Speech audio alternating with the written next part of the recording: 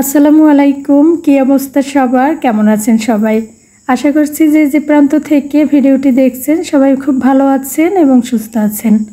আলহামদুলিল্লাহ, আল্লাহর রহমতে আমিও ভালো আছি। আপনাদের সবার দোয়া ও ভালোবাসায় আরও একটি নতুন ভিডিওতে সবাইকে স্বাগত জানাই। বেশ কিছুদিন আমাদের দেশের পরিস্থিতি একদমই ভালো ছিল না। আলহামদুলিল্লাহ এখন একটু একটু করে সব কিছু ঠিক হচ্ছে বা ঠিক হতে যাচ্ছে, সব কিছু স্বাভাবিক হচ্ছে। এজন্য আল্লাহর কাছে শুকরিয়া আদায় করছি।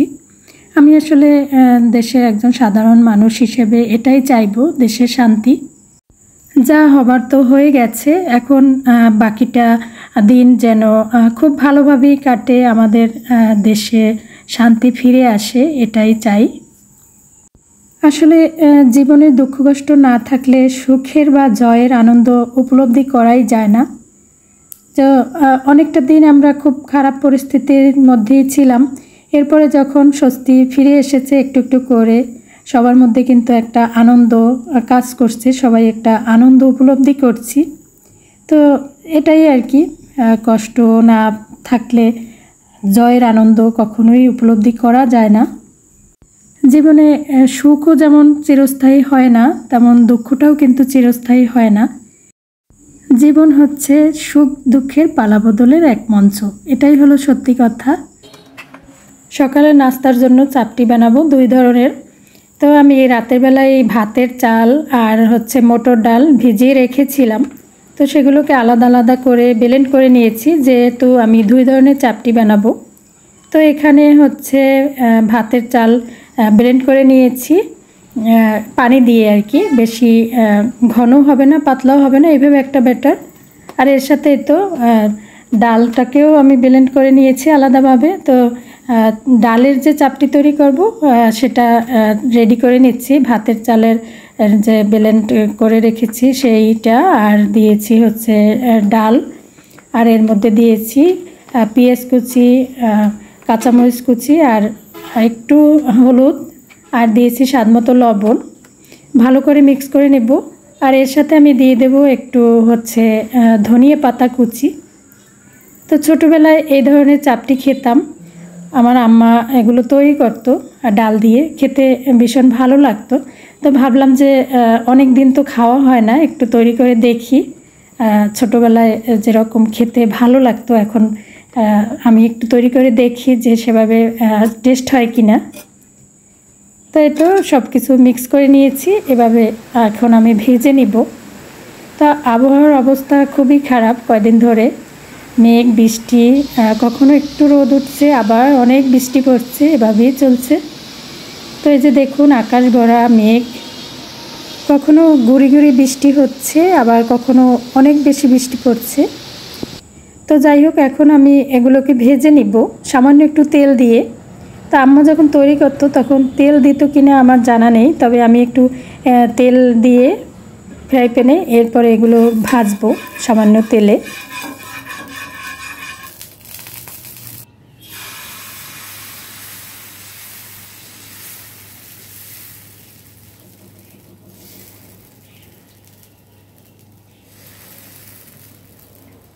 আমাদের এলাকার মুরব্বীরা কিন্তু এই চাপটিকে চটা পিঠাও বলে।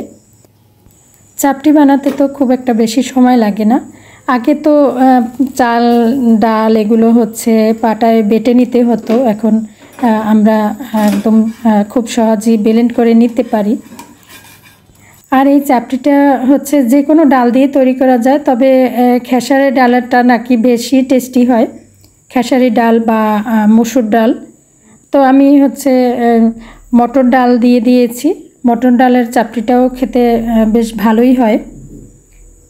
তো এক এক করে আমি সবগুলো চাপটি ভেজে নেব এভাবে করে। আর আমি কিছু চাপটি একটু ডাল ছাড়া তৈরি করব, কারণ সেগুলো নারকেল গুড় দিয়ে খাওয়ার জন্য। নারকেল গুড় দিয়ে খেতেও বেশ ভালো লাগে এই চাপটি।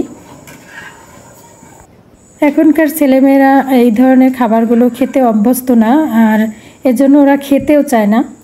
আমার ছেলে তো একদমই এই ধরনের খাবার খেতে চায় না, ও প্রতিদিনই সকালে পরোটা ডিম এই খাবারই খেতে চায়। তো মাঝে মাঝে একটু খাবারের টেস্ট পরিবর্তন করা দরকার। আসলে আমাদের জীবনে হচ্ছে ভালো থাকবে, আবার মন্দও থাকবে, সুখও থাকবে, দুঃখও থাকবে।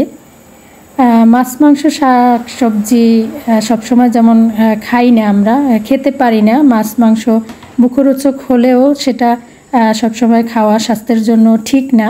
ফ্রাইড রাইস, পোলাও, মাংস এ ধরনের খাবারগুলো।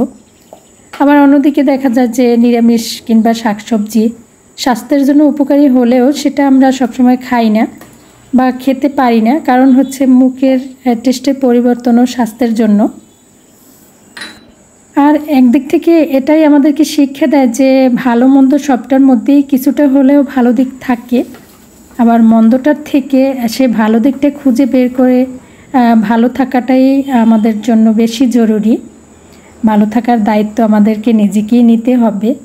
আর এই জীবনে আসলে সুখ দুঃখ থাকবেই, এরই মধ্যে দিয়েই আমাদেরকে ভালো থাকতে হবে, ভালো থাকার চেষ্টা করতে হবে। তো এখানে আমি হচ্ছে ডাল ছাড়া যে চাপটিটা তৈরি করব সেটাই তৈরি করে নিচ্ছি। আর এগুলো হচ্ছে নারকেল গুড় দিয়ে খাওয়ার জন্য বেশ ভালো হয়, আবার মাংসের ঝোল দিয়েও খাওয়া যায়। তো একটু পাতলা করে দিলে হচ্ছে এগুলো খেতে মচমচা হয়, আবার একটু ঘন করে দিলে সফট হয়। তো এগুলো তৈরি করার উপরেই নির্ভর করে। যদি একটু পাতলা করে ব্যাটার তৈরি করে দিই সেটা হবে একদম মচমচে, আবার একটু ঘন ঘন করে তৈরি করলে হবে সফট।